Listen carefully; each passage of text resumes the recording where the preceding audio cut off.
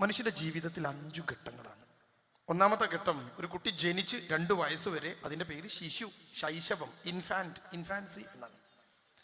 രണ്ടാമത്തെ ഘട്ടം 3 വയസ്സിൽ ആരംഭിച്ച് 12 വയസ്സിൽ അവസാനിക്കുന്ന ബാല്യം അഥവാ ചൈൽഡ്ഹുഡ് എന്ന ഘട്ടമാണ്. ഇപ്പൊ 2 ഘട്ടങ്ങൾ ഇപ്പൊ ഞാൻ പറഞ്ഞു. 12 വയസ്സാകുമ്പോൾ ഒരു കുട്ടിയുടെ രണ്ടാമത്തെ ഘട്ടം അവസാനിക്കും, അതിന്റെ പേര് ചൈൽഡ്ഹുഡ്, ബാല്യം എന്നാണ്. 13 വയസ്സ് മുതൽ 19 വയസ്സ് വരെ മൂന്നാമത്തെ ഘട്ടം ആരംഭിക്കുന്നു, അതിന്റെ പേരാണ് കൗമാരം അഥവാ അഡോളസൻസ്. 20 വയസ്സ് മുതൽ 59 വയസ്സ് വരെ ഒരു കുട്ടിയുടെ പ്രായം, ഒരു മനുഷ്യന്റെ പ്രായം, അതിന്റെ പേരാണ് അഡൾട്ട് അഥവാ യൗവനം. 60 വയസ്സിന് ശേഷം വാർദ്ധക്യം എന്ന അവസ്ഥയിലെത്തും. ഇതാണ് മനുഷ്യന്റെ ജീവിതത്തിലെ 5 ഘട്ടങ്ങൾ. ഇതിൽ മൂന്നാമത്തെ ഘട്ടത്തിന്റെ പേരാണ് കൗമാരം എന്നത്. ഈ കൗമാരത്തിന് ചില പ്രത്യേകതകളുണ്ട്. ആ പ്രത്യേകതകൾ മനസ്സിലാക്കിയാൽ ഇത്തരം കുട്ടികളെ കൈകാര്യം ചെയ്യാൻ എളുപ്പമാണ്. കൗമാരത്തിന്റെ പ്രത്യേകതകൾ എന്ത്, അത് തിരിച്ചറിയുക എന്നത് ഏറ്റവും പ്രധാനമുള്ള കാര്യമാണ്. കൗമാരത്തിലെ പ്രത്യേകതകൾ എന്താ? ഒന്നാമത്തെ പ്രത്യേകത, സുഹൃത്തുക്കൾ രക്ഷിതാക്കളായി മാറും. ഒന്നുകൂടി ഞാൻ പറയാം, സുഹൃത്തുക്കൾ രക്ഷിതാക്കളായി മാറും, രക്ഷിതാക്കൾ ശത്രുക്കളായി മാറും. അപ്പൊ നിങ്ങൾക്ക് എന്താ മനസ്സിലായത്? അപ്പൊ ആ കൗമാര പ്രായത്തിൽ ആര് പറഞ്ഞാലാ കുട്ടി കേൾക്കുക? സുഹൃത്ത്. ആര് പറഞ്ഞാലാണ് കുട്ടി മുന്നോട്ട് പോവുക? സുഹൃത്ത്. നോ പറഞ്ഞാൽ കുട്ടി ആര് പറഞ്ഞാൽ കേൾക്കും? സുഹൃത്ത്. സുഹൃത്തുക്കളാണ് രക്ഷിതാക്കളുടെ സ്ഥാനത്ത് നിൽക്കുക. ചില ഉമ്മമാരൊക്കെ 18ഉം 17ഉം വയസ്സുള്ള കുട്ടികളെ വീട്ടിൽ നിന്ന് ഇറങ്ങി പോയിട്ട് കാണാതായാലും വിളിച്ചു നോക്കുക ഫ്രണ്ട്സിനെയാണ്. ഫ്രണ്ടിനെ വിളിച്ചു നോക്കിയിട്ട് പറയും, മോനെ അവിടെ ഉണ്ടോ കുട്ടി എന്ന് ചോദിക്കുമ്പോൾ ഫ്രണ്ട് പറയും, ഉമ്മ പേടിക്കണ്ട, ഞാനേറ്റു. ബാപ്പക്കും ഉമ്മക്കും നിയന്ത്രിക്കാൻ കഴിയാത്ത അവനെ നിനക്ക് പറ്റുമോ മോനെ? പറ്റുമ്മ. കാരണം എന്താ? അവനെന്റെ ഫ്രണ്ടാണ്. അപ്പൊ സുഹൃത്തുക്കളാണ് മാതാപിതാക്കളുടെ സ്ഥാനത്തുള്ളത്. മാതാപിതാക്കളോ ശത്രു സ്ഥാനത്തേക്ക് എത്തും. ശത്രുക്കൾ പറഞ്ഞാൽ നമ്മൾ കേൾക്കുമോ?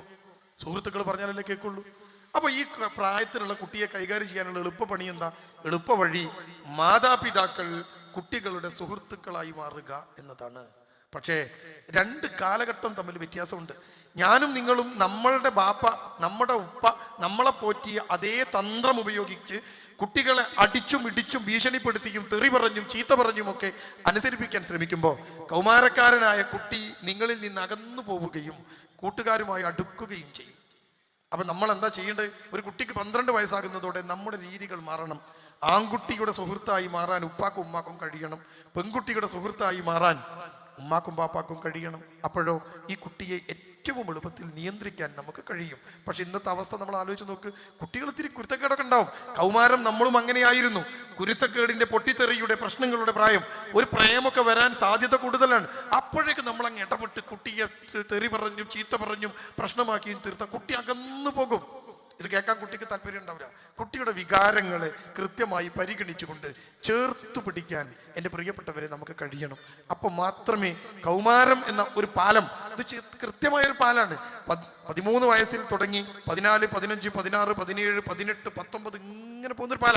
ഈ പാലത്തിന്റെ മുകളിൽ നിന്ന് ഈ കുട്ടി വീണു പോവാതിരിക്കാൻ കുട്ടിയെ നിങ്ങൾ ചേർത്ത് പിടിക്കുക. കുട്ടിയുടെ മുഖം നോക്കി അകം വായിക്കാൻ കഴിയണം ഒരു ബാപ്പക്കും ഉമ്മക്കും. ഒരു സുഹൃത്ത് എങ്ങനെയാ ഒരു സുഹൃത്ത് മറ്റൊരു സുഹൃത്തിനെ കണ്ടും അവന്റെ മുഖത്തെ ഭാവം കാണുമ്പോൾ ചോദിക്കും, നിനക്ക് എന്താണ് പറ്റിയേ? നിന്റെ മുഖം എന്താണോ വല്ലാതിരിക്കുന്നത്? അപ്പോൾ അടാ ഒരു ചെറിയ ടെൻഷൻ, നീ പറ, ടെൻഷൻ നമുക്ക് തീർക്കാം. ഉണ്ടോ? സുഹൃത്തിന് മനസ്സിലായി. ഇതേ മുഖവുമായിട്ട് വീട്ടിൽ ചെന്നാലോ ഉമ്മ ചോദിക്കും, നിന്റെ മോന്തക്ക് എന്താണോ ഒരു വീർപ്പ് എന്ന് ചോദിക്കുന്ന ഉമ്മ ഉണ്ടെങ്കിൽ കുട്ടി അങ്ങോട്ട് വരുമോ? ഇല്ല. ചേർത്ത് പിടിക്കണം. ഒരൊറ്റ കാര്യം കൂടി നിങ്ങളോട് പറഞ്ഞ് ചോദ്യത്തിന് ഉത്തരം ഞാൻ അവതരിപ്പിക്കാം. ചെറിയ ഒരു കാര്യം കൂടി പറഞ്ഞിട്ട്, +1 പഠിക്കുന്ന കുട്ടി, അവനെ സ്കൂളിൽ നിന്ന് സിഗരറ്റ് വലിച്ചിട്ട് മാഷ് പിടിച്ചു. അവനും അവൻ്റെ കൂടെ 5 സുഹൃത്തുക്കളും ഒഴിഞ്ഞ ഒരു വീട്ടിൽ നിന്ന് സിഗരറ്റ് വലിക്കുന്നത് മാഷ് കണ്ടു. അദ്ദേഹം അത് വീഡിയോ എടുത്തു. കുട്ടികൾ 6 പേരെയും പ്രിൻസിപ്പാളിന്റെ റൂമിൽ എത്തിച്ചു. +1 പഠിക്കുന്നു അവർ.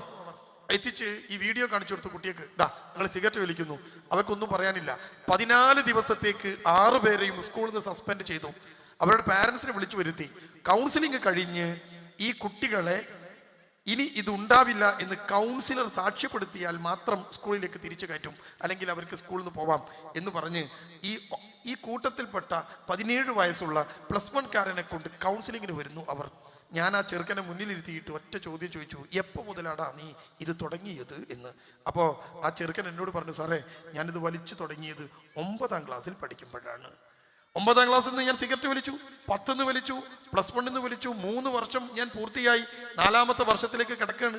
ഞാൻ അവനോട് ചോദിച്ചു, എടാ മോനെ, നീ സിഗരറ്റ് വലിച്ച് വീട്ടിൽ ചെന്നാൽ നിന്റെ ഉമ്മാക്ക് മണക്കൂലേ? ബാപ്പാക്ക് മണം കിട്ടൂലേ? ആ ചെറുക്കൻ പറഞ്ഞ മറുപടി നിങ്ങളോട് പങ്കുവെച്ചുകൊണ്ട് ഞാൻ ആ ചോദ്യത്തിന് ഉത്തരം അവസാനിപ്പിക്കുകയാണ്. അവൻ എന്നോട് പറഞ്ഞു, സാറേ, എൻ്റെ വായിന്ന് വരുന്ന മണം മണക്കാനുള്ള അടുപ്പം എൻ്റെ വാപ്പാക്കും ഉമ്മാക്കും ഞാനുമായിട്ടില്ല എന്ന്. എവിടെയാ നമുക്ക് തെറ്റുപറ്റിയത്? ആ കുട്ടിയുടെ വായിലെ മണം ഉമ്മാന്റെ മൂക്കിലടിക്കുന്ന അത്ര കടുപ്പം നിങ്ങളുടെ മക്കളുമായിട്ട് ഉണ്ടായാൽ, പ്രിയപ്പെട്ടവരെ, നമ്മുടെ കൂടെ നിൽക്കും നമ്മുടെ മക്കള്, തെറ്റിപ്പോവാതിരിക്കും മക്കള്. അതുകൊണ്ട് കൗമാരത്തിൽ നിങ്ങൾ ചെയ്യേണ്ട ഒറ്റ സ്ട്രാറ്റജി, അവരെ ചേർത്ത് പിടിക്കുക, അവനെ സുഹൃത്താക്കുക, അവളെ സുഹൃത്താക്കുക എന്ന സ്ട്രാറ്റജിയാണ്. അതിലേക്ക് പോയാൽ ഇൻഷാ അല്ലാഹ് ഈ പ്രശ്നത്തിൻ്റെ ഒരു പരിഹാരമാകും.